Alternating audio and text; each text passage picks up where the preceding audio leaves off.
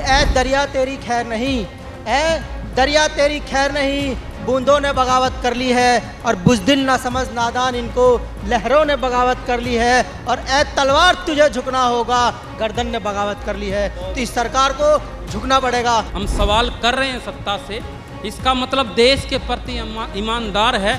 हमें दहशतगर्द दंगाई बताने वालों, क्या आपको नहीं पता आंदोलन करना हमारा अधिकार है? लेकिन दुख की बात हो रही है, बड़ी तकलीफ की बात हो रही है। आज वो खिलाड़ी क्या मर गए, अरे आ जाओ ना इन बच्चों के बीच में, आज आप विधायक बन गए, आज आप बड़े बड़े जगह जाकर आप पार्टियों में बैठ गए हो, शर्म नहीं है? कि हमारे को अच्छे दिन ये ना दे, हमारे को पुराने वाले दे दे, जो बुरे दिन थे ना वही लौटा दे बस। इससे पहले जंतर मंतर पर ये युवा चेहरे ये नजर नहीं आए थे, आज इनके ऊपर जब बजी है तब ये रोड के ऊपर आए हैं, नहीं तो ये भी कहीं ना कहीं भंडारे खा रहे थे, ये भी कहीं जय श्री राम के नारे लगा रहे थे। आज इनको पता लगा है कुछ भी सच्चाई नहीं है इनकी बातों में, ये झूठों के सरदार हैं। अब रुपया क्यों गिर रहा है जनाब? अब तो आपकी ही सरकार है कि बढ़ती महंगाई गरीबी पेपर लीक को रोकिए। क्या बढ़ती गरीबी महंगाई पेपर लीक के लिए भी नेहरू कांग्रेस जिम्मेदार है? वो बेशर्मों को हम पूछना चाहते हैं, आज कहाँ चले गए अन्ना हजारे? आओ ना, वही मैदान है। अरे आपका तो मंच 8 फुट का था यहाँ पे।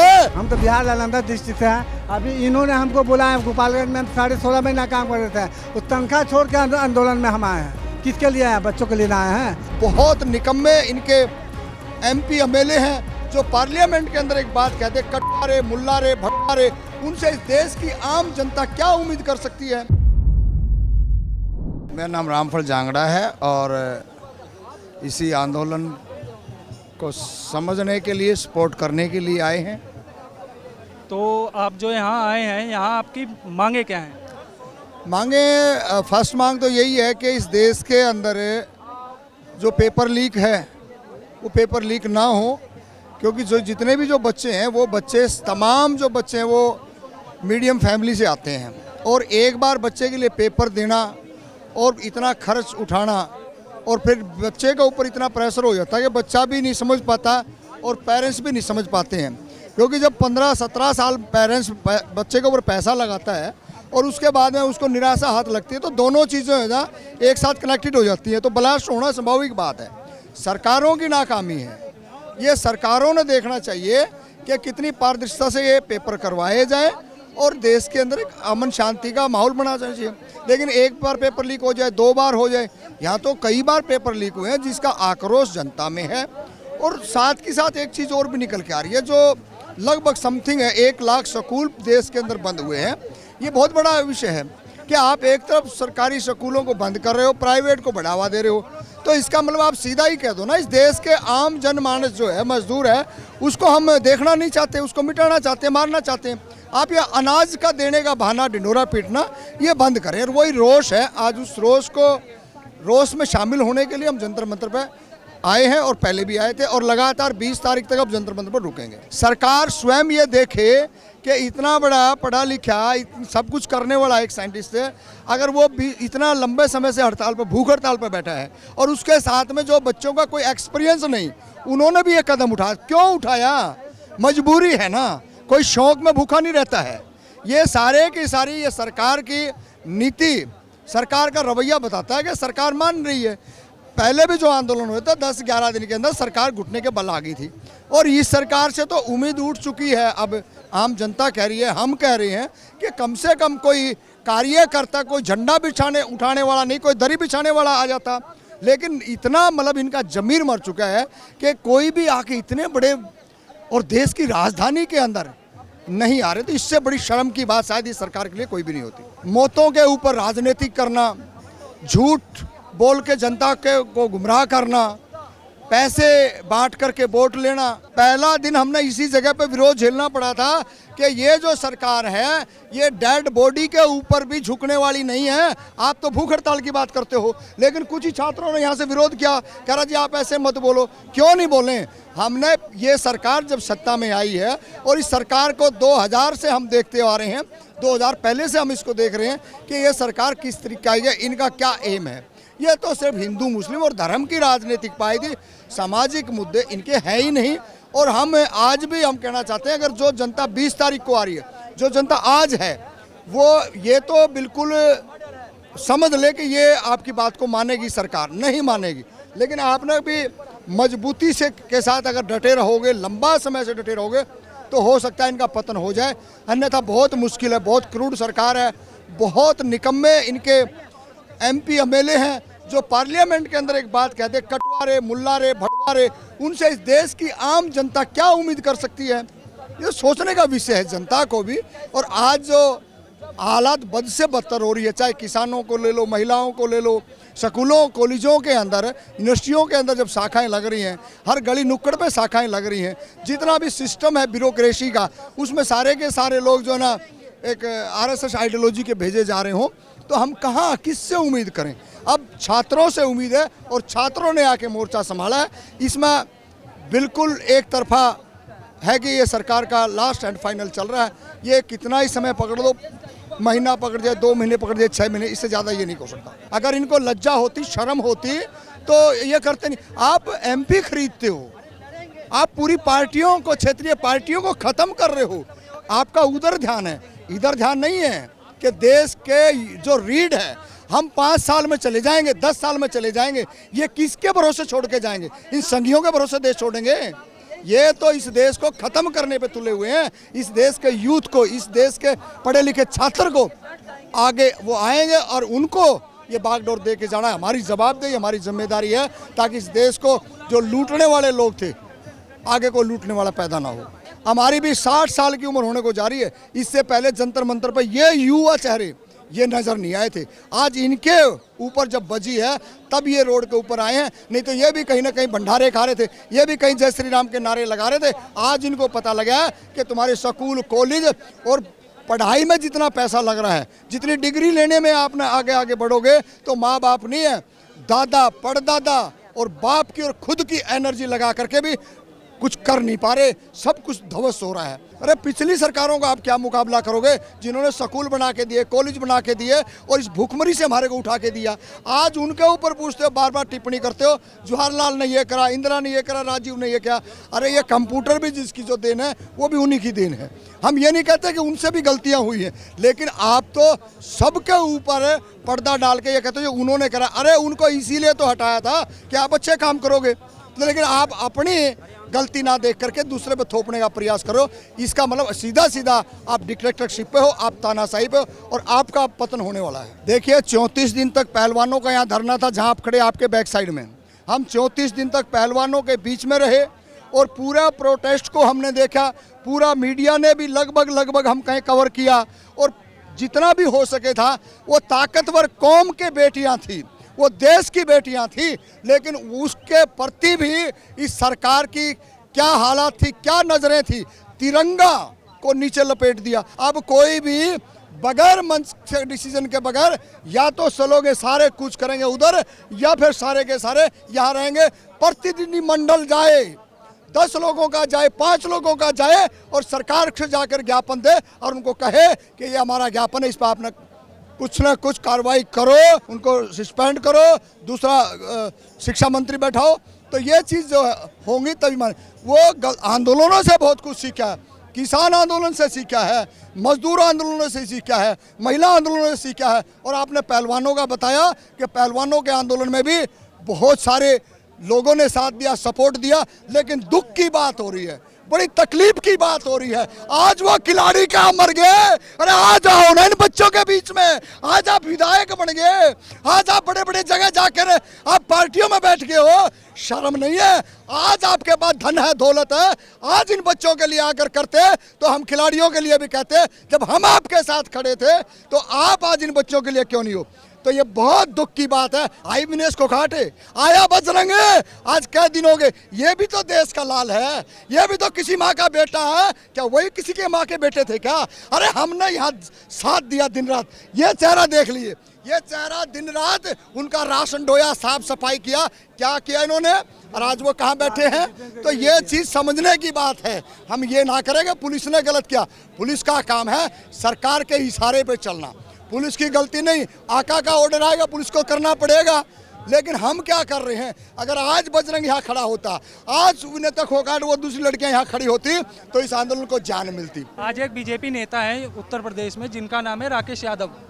वो जो आदमी यहाँ 20 दिन से भूख हड़ताल पे बैठा है, उन्हें चीनी एजेंट बता रहे हैं। देखिए, उन लोगों की बीजेपी का कार्यकर्ता, संघ के कार्यकर्ता क्या टिप्पणी करते हैं, अपना समय जाया करना, मैं तो महामूर्खता समझता हूं, क्योंकि उनके अंदर गोबर भरा हुआ है और गोबर भक्तों की बात को हम तवज्जो दें, इसका मतलब हम अपना समय भी नष्ट कर रहे हैं और अपना धन भी नष्ट कर रहे हैं। तो हमने ऐसे लोगों को बिल्कुल भी वो नहीं करना चाहिए, स्पेस नहीं देना चाहिए। अपना जो मिशन है, अपना जो काम है वो करें। देश को अगर बेड़ा गर्क किया है तो इन्हीं सरकारों ने किया, इन्हीं प्रोपगंडों ने किया। जो यहाँ पे 60 फुट बाई 15 फुट के बैनर लगे थे, वो भ्रष्टाचार, वो काला धन और तमाम विपक्ष के नेताओं के फोटो लगा लगा के लिखा था। वो बेशर्मों को हम पूछना चाहते हैं, आज कहाँ चले गए अन्ना हजारे? आओ ना, वही मैदान है। अरे आपका तो मंच 8 फुट का था यहाँ पे, इसी जगह पे जहाँ हम खड़े हैं, और वो तो मंच भी 4 फुट का है। और यही देश का दुर्भाग्य है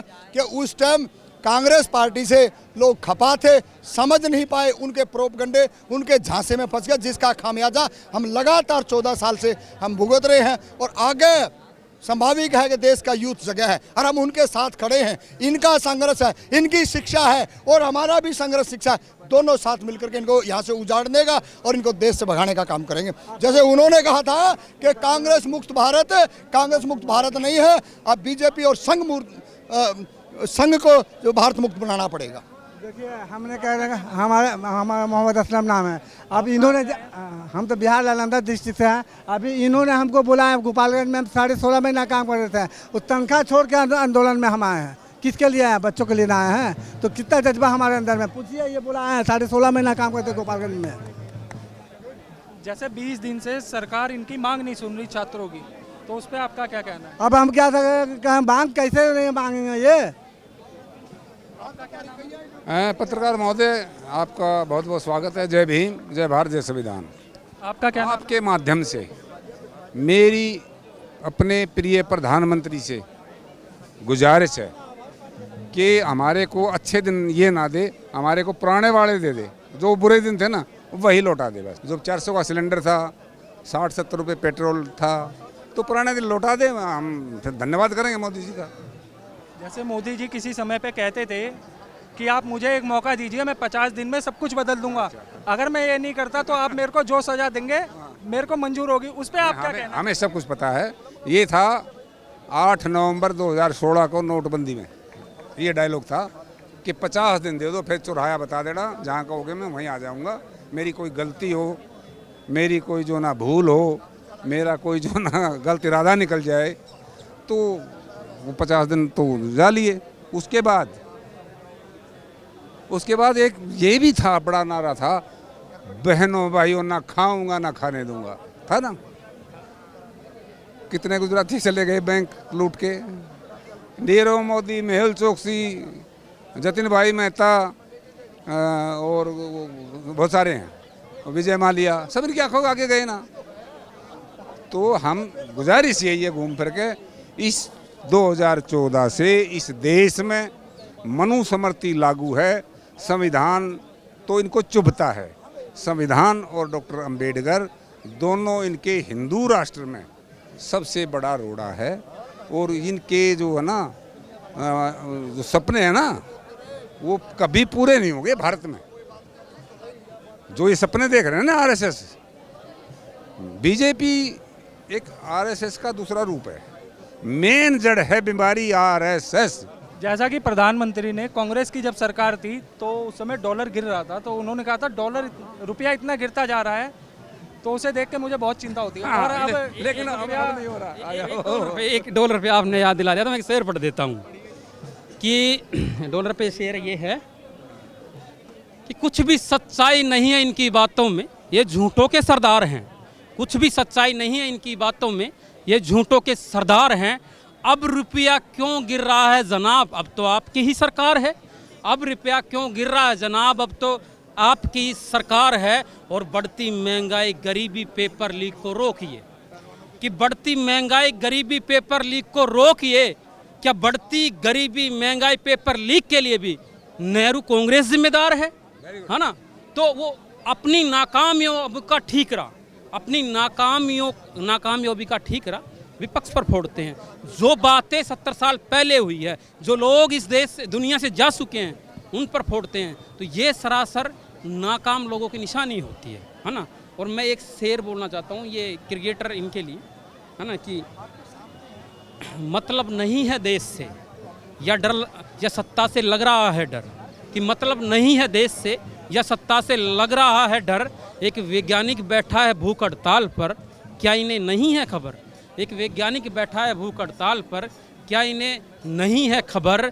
और मेहनत की कमाई से सिनेमा हॉल टीवी देखने वालों, मेहनत की कमाई से सिनेमा हॉल टीवी देखने वालों, क्यों नहीं बोल रहे हैं आपके अभिनेता और क्रिकेटर? क्यों नहीं बोल रहे हैं आपके अभिनेता और क्रिकेटर? अभिनेताओं में देख लो, चाहे शाहरुख खान हो, अक्षय कुमार हो, अजय देवगन हो, आमिर खान, जिस आमिर खान ने दंगल मूवी बनाई है ना, और सॉरी 3 इडियट है ना, जिस आमिर खान ने 3 इडियट मूवी बनाई, उसमें वो प्रोड्यूसर भी थे। अच्छा है ना, इन्हीं का ही रोल किया, अच्छी जेबें भरी। आज वही लोग धरने पर बैठा है, तबीयत बिगड़ती जा रही है, आमिर खान के मुंह से एक शब्द नहीं निकल रहा है ना? ये सरासर सत्ता का डर नहीं तो क्या है ना? और क्रिकेटरों में देख लो, चाहे विराट कोहली हो, रोहित शर्मा जी हो, सूर्य कुमार यादव जी हो, कोई भी नहीं बोल रहा है। कितने सारे क्रिकेटर और एक्टर, जब बात सत्ता की आती है, सत्ता के लिए वीडियो बनाने की आती है, तो उठकर आ जाते हैं, सत्ता के लिए वीडियो बनाती है। क्या आवाम से बड़ा कोई भी प्रधानमंत्री, सरकार, क्रिकेटर, एक्टर है? जनता से बड़ा कोई नहीं है। पर वो शायद आज आमिर खान का एक ऐसा बयान भी आया है कि जो 3 इडियट उन्होंने बनाई थी वो सोनम वांगचुक की स्टोरी से मेल नहीं खाती है। अब याद आया है, इतने सालों बाद में याद आया है, इतने सालों बाद में याद आया उन्हें, क्योंकि गला सूख रहा है, डर लग रहा है, लोग सवाल कर रहे हैं। सवाल करेंगे तो हो सकता है कि बाइकआउट भी कर दे, तो वो डर लग रहा है, इसीलिए वो सिर्फ सफाई दे रहे हैं, है ना? मेरा एक शेर है धर्मेंद्र प्रधान जी के लिए, है ना, कि हम सवाल कर रहे हैं सत्ता से, इसका मतलब देश के प्रति ईमानदार हैं।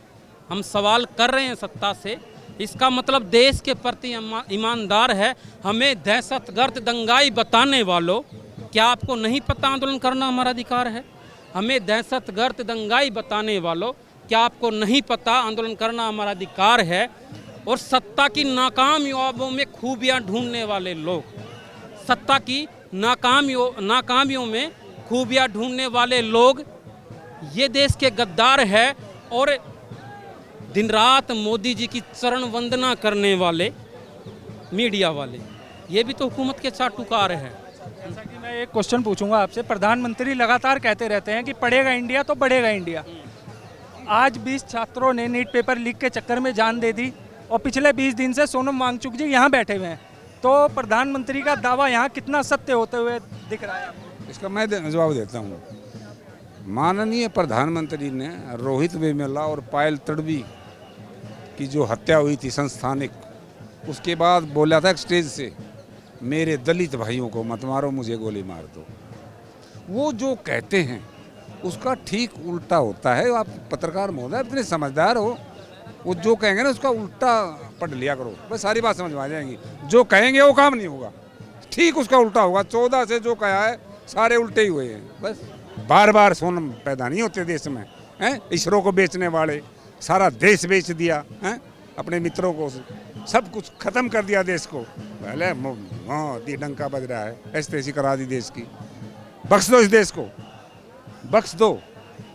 मैं तो धर्मेंद्र प्रधान का इस्तीफा नहीं, सरकार का इस्तीफा चाहिए यहाँ, जो इन्होंने कुकर्म करे हैं। कि 20 तारीख को जंतर मंतर पर आने के लिए भरो उकार, निर्दयी हो गए हैं सियासत वाले, तानाशाह हो गई है सरकार। निर्दयी हो गए हैं सियासत वाले, तानाशाह हो गई है सरकार। 19 दिनों से अनशन पर बैठा है देश का वैज्ञानिक, 19 दिनों से अनशन पर बैठा है देश का वैज्ञानिक। वो बुला रहा है तुम्हें दिल्ली, सुनो उसकी पुकार। वो बुला रहा है तुम्हें दिल्ली, सुनो उसकी पुकार। ये एक व्यक्ति की लड़ाई नहीं, सभी के बच्चों का सवाल है। ये एक व्यक्ति की लड़ाई नहीं, सभी के बच्चों का सवाल है। ये सिर्फ नीट पेपर की बात नहीं, सभी विभागों का यही हाल है। कि सभी विभागों का यही हाल है। आपको लड़ना होगा देश के लिए, आप नहीं तो कौन लड़ेगा। डर रहे हैं आपके एक्टर क्रिकेटर और मीडिया दलाल है।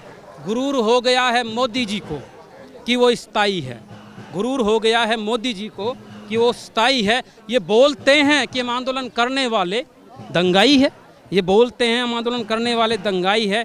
अरे नीट पेपर लीक के कारण कई बच्चों की जानें गई है, नीट पेपर लीक के कारण कई बच्चों की जानें गई है। तुम क्या जानो उनका दर्द। ये आने वाली पीढ़ियों के हक की लड़ाई है और किसी को नहीं बख्शना है कि सबसे लेंगे जवाब, ना किसी को छोड़ना है। चाहे इथेनॉल वाला हो या फिर शिक्षा पेपर लीक वाला हो, सबसे लेंगे जवाब कि सबसे लेंगे जवाब, ना किसी को छोड़ना है। 20 तारीख को आ जाओ जंतर मंतर। तानाशाह हो गए हैं सत्ता के नशे में मोदी जी, उनके गुरूर को तोड़ना है, उनके गुरूर को तोड़ना है। क्या बताएं, परेशान हैं, हर एक चीज़ से परेशान है। ऐसी बात नहीं है कि हम परेशान हैं, मेरे दोस्त भी परेशान हैं इसकी वजह से। यहाँ पे मैं रोज़ आता हूँ पर डे, मैं द्वारका से यहाँ पे रोज़ पर डे आता हूँ। यहाँ पे सपोर्ट कर रहा हूँ सर सोनम वांगचुक जी का और अभिजीत जी का भी। बस चल रहा है, यहाँ से जब तक नहीं टिकेंगे भगेंगे। यहाँ पे हम उसके लिए नहीं बैठे हैं कि धीरेन्द्र प्रधान का इस्तीफा मांग नहीं रहे हैं, यहाँ लेके जाएंगे, यहाँ इस्तीफा लेने आए हैं और लेके ही जाएंगे। चाहे इसके लिए जान की बाजी क्यों ना लगानी पड़े। अगर जेल होगी जेल भी काटी जाएगी, कोई दिक्कत नहीं। मेरा नाम है एडवोकेट राहुल यादव सिकंदर। आप कहाँ से आए हैं? मैं आया हूँ नोएडा से। तो आप जब यहाँ आए हैं, यहाँ आने का मेन मकसद क्या है? मेन मकसद है एक सोनम वांगचुक जो देश की धरोहर है, ऐसे व्यक्ति के लिए सरकार नहीं जाग रही तो किसके लिए जागेगी। स्टूडेंट की लड़ाई लड़ने का काम एक देश की धरोहर कर रही है। एक इतना बड़ा साइंटिस्ट कर रहा है जिसने देश को पानी की व्यवस्था और ग्लेशियर बनाया, टेंट बनाया, देश को ऐसी जगह सुविधा दी, बहुत विदेशों में नाम है। उसके लिए भी सरकार नहीं जाग रही तो किसके लिए जागेगी। तो इस आंदोलन और सोनम वांगचुक जी की बिगड़ती हुई सेहत का पूरा जिम्मेदार आप किसको ठहराएंगे?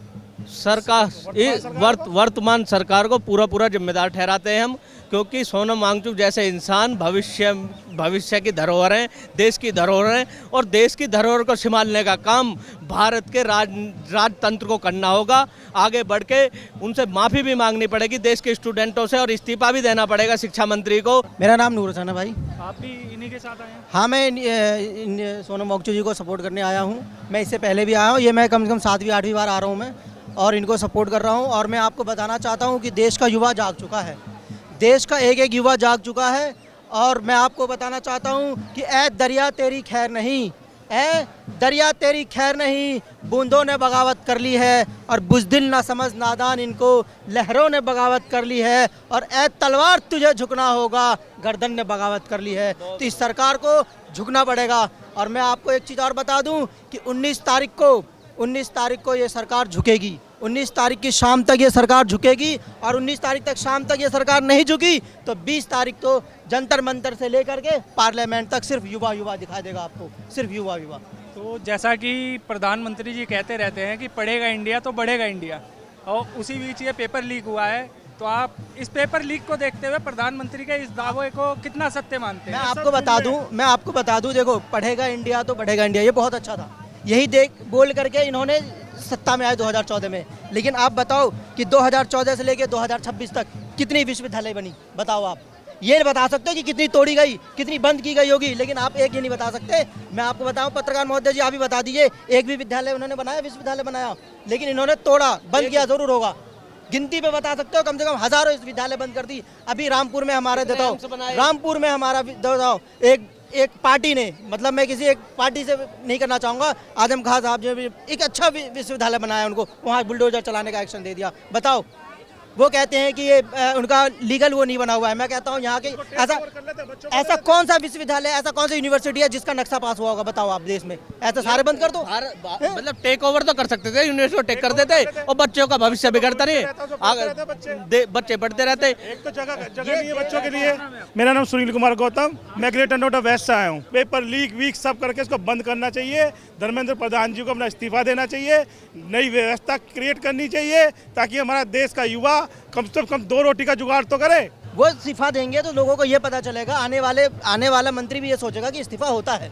यहाँ तो अहंकार में जी रहे कि हमारी सरकार में इस्तीफा नहीं होता, ये अहंकार है।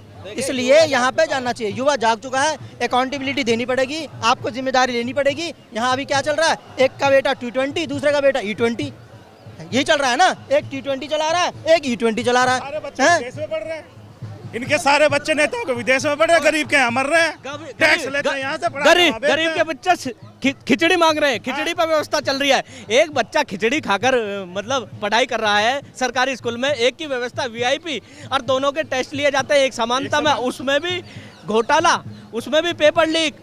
भैया कब तक ये शिक्षा नीति चेंज नहीं होगी? शिक्षा नीति चेंज करनी पड़ेगी। युवा जाग रहा है, सच्चाई छुप नहीं सकती झूठे असूलों से, और खुशबू आ नहीं सकती कागज के फूलों से। और जुमलेबाजी बंद करनी पड़ेगी, जो कहना है, जो कहा है उसको पूरा करना पड़ेगा। आप देख रहे हैं नेट्रिक न्यूज, साहस सच कहने का।